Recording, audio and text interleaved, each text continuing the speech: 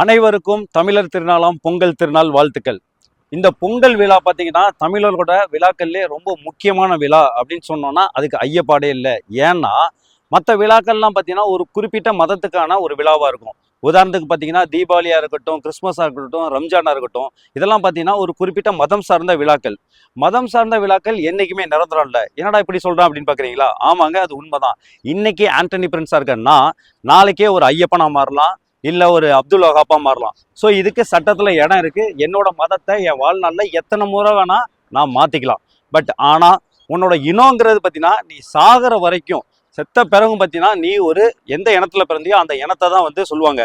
நீ அமெரிக்காலே வந்து 200 வருஷத்துக்கு மேலே வாழ்ந்தாலுமே வந்து அமெரிக்காவால் இந்திய வம்சாவளியினர் அப்படின்னு தான் சொல்லுவாங்க.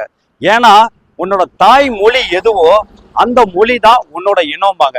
ஸோ இப்போ சப்போஸ் நான் என்னோட இனத்தை மாற்றணும்னு நினச்சாலும் என்னோட தாயோட மொழியை மாற்றணும். அதுக்கு வாய்ப்பு இருக்கா? வாய்ப்பே இல்லை. ஸோ அப்படிங்கிறப்ப இந்த மொழினால தான் உலகத்தில் இருக்க எல்லா நாடுகளும் பிரிக்கப்பட்டிருக்கு. அப்படி இந்த மொழிக்கான ஒரு விழா தான் இந்த பொங்கல் விழா. இந்த மாதிரி ஒரு அற்புதமான ஒரு விழா நம்ம குடும்பத்தில் இருக்க ஒவ்வொருத்தரும் பயங்கரமாக செலிப்ரேட் பண்ணோம்.